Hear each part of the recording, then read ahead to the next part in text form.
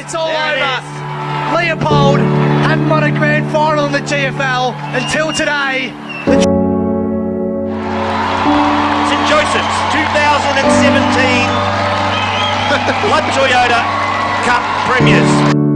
So, final score, St Mary's 11-77, St Joseph's 13-8, 86. So, Manane couldn't get a hand on it, comes out the back to Connors. Connors goes towards goal. Oh! Bloody hell! 2 points the margin to St Mary's, 30 and a half minutes. The club provides an opportunity for young people to display their skills in sport, to communicate with others in the area, and really a family orientated place to be. A little bit corny, but it really is one big family. And I mean, we talk about why we play footy and why we want to be involved with St Mary's, and you know, the number one thing that came up was family. So I think it's not just a footy club really, it's a family. Like, so grandfather played here, dad played here, 2 uncles played here, brothers played here, been here forever. it just means so much to so many people, and to be able to go out and represent everything that means is an absolute honour.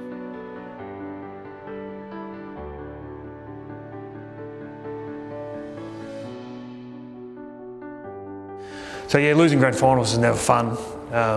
Everyone quickly forgets the effort that you've put in to get to there, and it takes a good football side and a good football club to get to that last game of the year, but unless you win it, no one really cares. Well, the first year a little bit, the second not as much. The third year definitely hurt a lot. Probably put us all back a little bit, and yeah, it's just three long years of just training.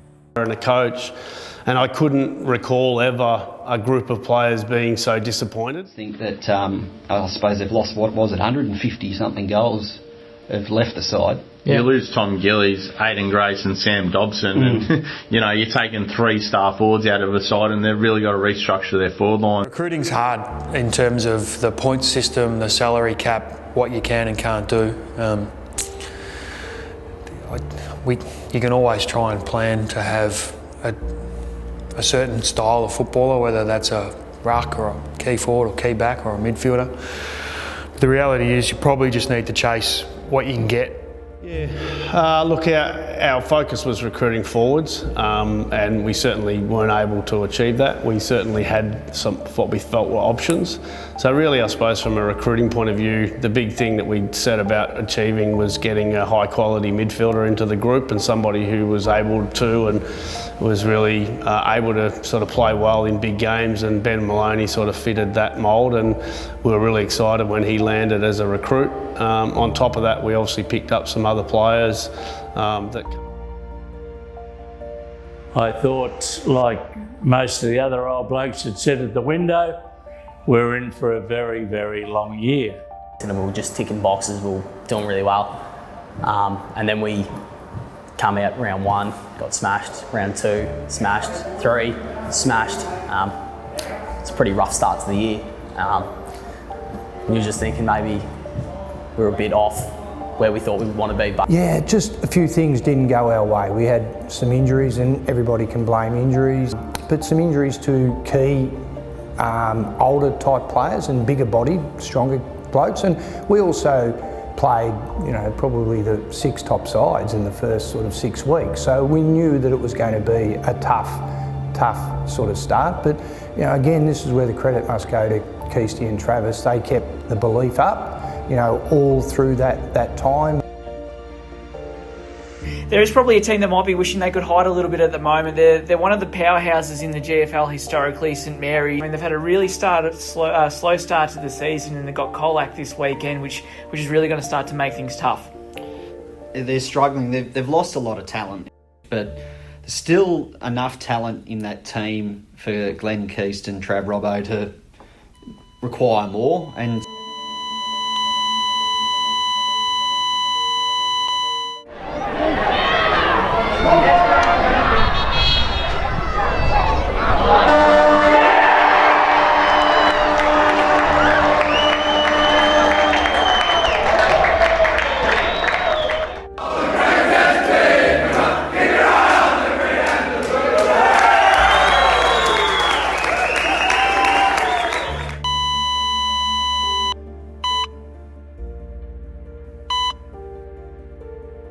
that St Mary's notched up its first win of the season over Colac.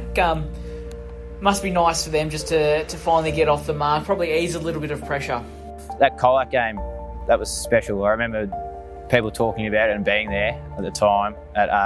It really felt like something, but then you go to the next week and we lose against Leopold and you're back in the same spot.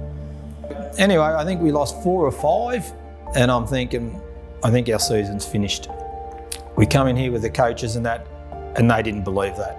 Yeah, I suppose there's two key things for me that sort of when we got to the point partway through the year, I think we were looking down the barrel of we needed to win 11 of our last 13 games. Sort of goes down a little bit in folklore now that we did have a bit of a meeting and the Premiership Cup got sat in the middle of the room and they said, hey guys, we can still do this.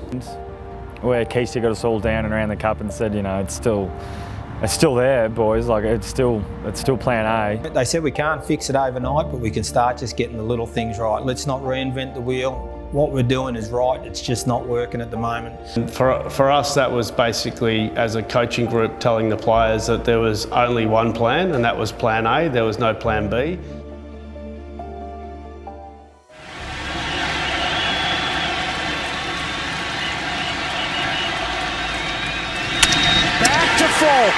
Red Sox fans have longed to hear it. The Boston Red Sox are world champions.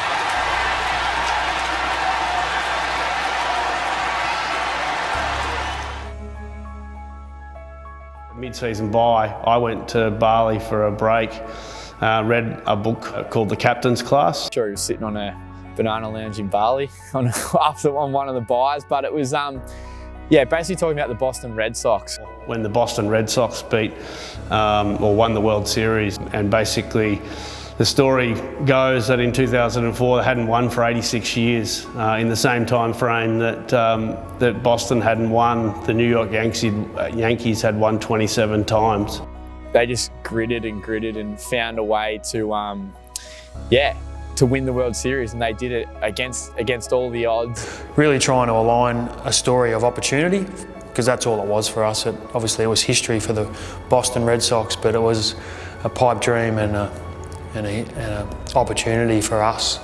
So it reminded me a lot of, I suppose, where probably our group and Joey's had been in recent history, where Joey seemed to have the edge on us. At one stage, the Red Sox were 10.5 games behind the Yankees halfway through the season. Boston Red Sox was just so applicable to where the group was at the time. I mean, Joey's was our real hurdle, even though they weren't the team we came up against in the granny, but it had been such a big brother, little brother sort of relationship, I guess, for the past 3-4 years. And there was a mental psyche that the boys sort of had to break to get over them. But it absolutely resonated with where we were at, and I'm sure there was a belief in our group that they could do something similar. And then went and bought a dozen Boston hats and had them embroidered when I got home in Bali with a few of the key slogans, and the match committee really wore those hats through the latter part of the year. But it sort of caught on. I had a couple of family friends buying Boston Red Sox stuff when they found out about the story, and they were wearing it to the games and stuff. So there was physical things that reminded them of what the story was, and whether that be our hats, whether it be the posters that Paddy was putting up later on in the year, we were getting closer and closer to that being a similar story. And I'm sure that as the weeks went on, we got more and more buy-in from the boys that there was an opportunity to create something special there. But certainly there's talk that a few of the players, when Colac kicked a goal, late in the game to put them 7 points in front, that we had players yelling out Boston, which really meant believe and keep believing. Whether I think at one point the Boston Red Sox were 120-1 to beat the New York Yankees when they were 0-3 in the conference final. So I think we would have been at least that odds at that point. May 27, we talked about fucking plan A. Boston were 120-1. Today's our day. Mind over body. You've got to fucking hurt in this last quarter. Make sure you come off winners by working so fucking hard. Let's go.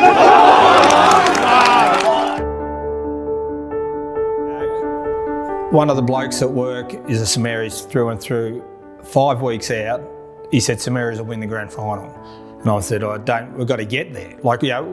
2 weeks out, we didn't know we were going to make finals. Last game, we didn't know we were going to make finals. First up, I'd say in the previous years, teams have probably looked at us and thought they can push us around and bully us. Where it felt like midway through last year, it flipped and we stopped sort of getting pushed around and taking shit. You knew that's led by a lot of the older guys like Ben and myself, who tried to just stand up, and I think that sort of built and built and built, and once we hit finals, it was like we're a different team. Going into finals, I felt confident we were a good enough team if we played our best.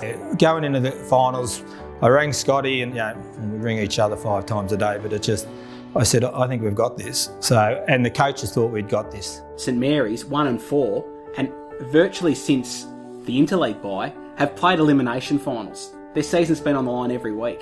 So they have got absolute form under their belt. And the way they absolutely smashed Leopold, they've got the makings, I believe, of a side that, as you say, can go all the way.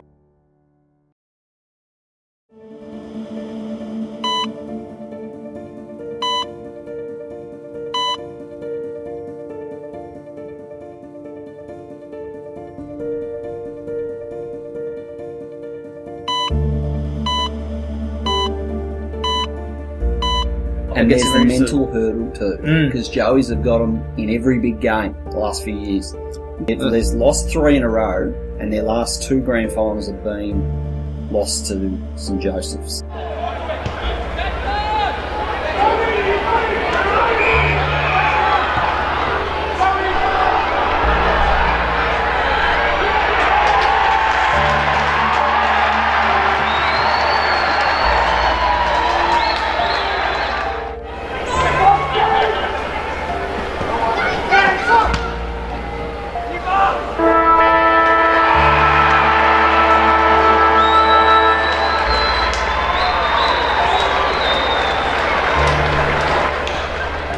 You get sense when I spoke to Travis Robertson after the game that it means so much to them, not only to win a prelim and make a grand final, but just to beat St Joseph's. I felt pretty confident going into the grand final, but I've had my confidence dented before. Yeah, grand final day was, I was pretty for me, to be relaxed. I was reasonably relaxed because I was quietly confident. And normally, the other 3 years, I've always stood in the race by myself, where Sean and Scotty said, you're not standing there because we've lost 3 years while you stood there. So I had to actually go and sit in the crowd, but I did sit a couple of seats away from everybody.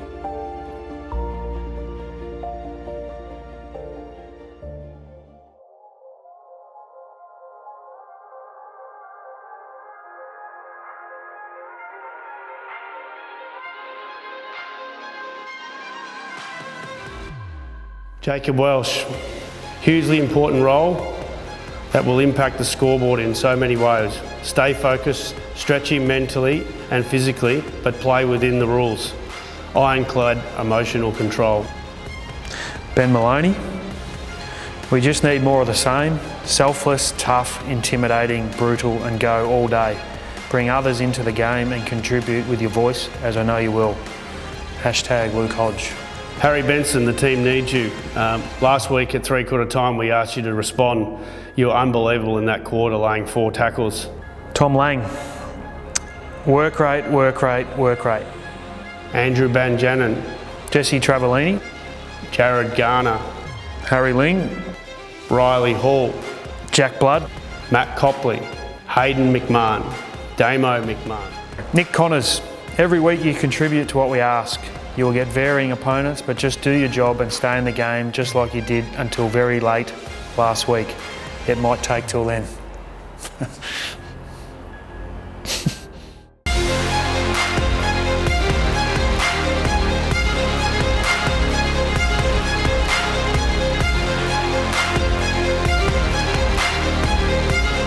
Should be a cracker. Yep. GFL Grand Final underway.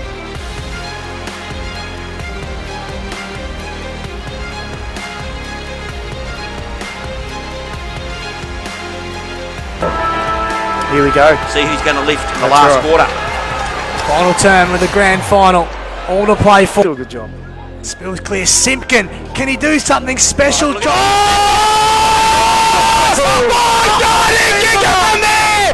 He's kicked the impossible from the Gary Ablett pocket. Comes away. Big Jake LeQuant takes the crumbs. He's got Garner! Takes the mark. It's more. This is a huge kick. Huge kick. In comes Garner. Only 40 out distance. No! Double. The handball missed its target. Walters inside 50. Keeps his feet, does spokes, sockets it off the ground. Oh, doesn't take the mark. Learson gets a handball across to goal! Saw Maloney come flying through to. Jack Blood plays on immediately. There got an extra player. Oh no! McCormack! So side and drop. Right at home, Milky. Hayden McMahon comes in. This to make the margin behind. It's a wobbly kick. Benson nudged off it. Oh, Jack. Blood from 49. Can he bend it back? I think he has. Oh! He hits the post. Yeah.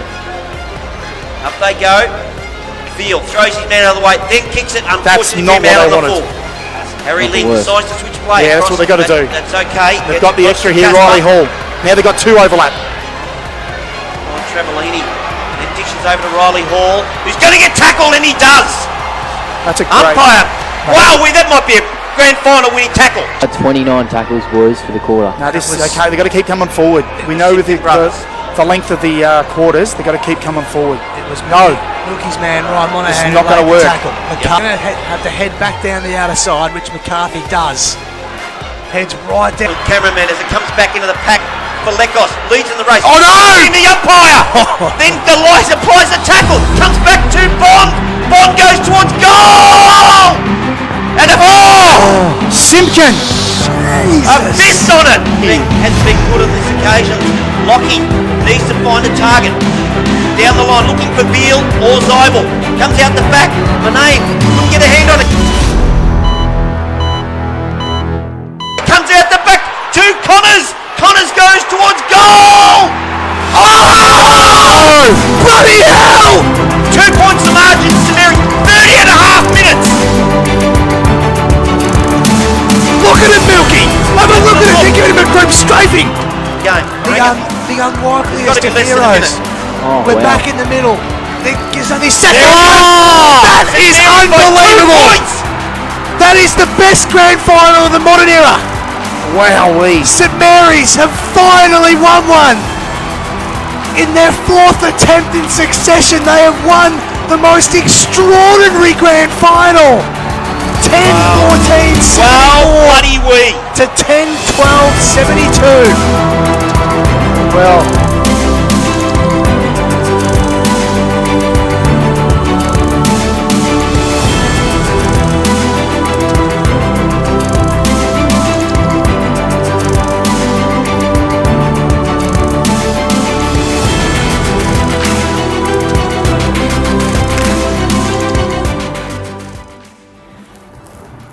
I looked at the goal umpire and I don't think I've ever seen a better sight on the football field when a goal umpire bends over almost backward and then comes up with two hands like that. Saw that it fell to Chipper. Probably wasn't as confident as I would have been with a few others, but could see Garner and Audrina's probably two of the best kicks in our team to his left, and he's kind of gone, nah, see you later, and just gone straight towards goal, and just it never looked like missing. I didn't see Max or Garns on the either side of me, and I just kicked it and it went through, and then that was I pretty much blacked out. And then I remember running back, going, "Yeah, shit, that might be it." When he kicked it, I was super relieved, and then 8 seconds later when the siren went, I was unbelievably relieved. And to look up and to see the crowd running on and almost, ending Chipper's life from the stampede was just incredible. There's only one thing left to do, and that is to find the spot for the statue of Nick Connors. It was just chaotic. It was, probably as good as feeling as I've had in footy. It was the best feeling I've ever had, and you know, I've played with a lot of guys, lost a lot of grand finals, and to win it with that group was a crazy, crazy feeling. I've never felt like that after a game of footy. It was just unbelievable.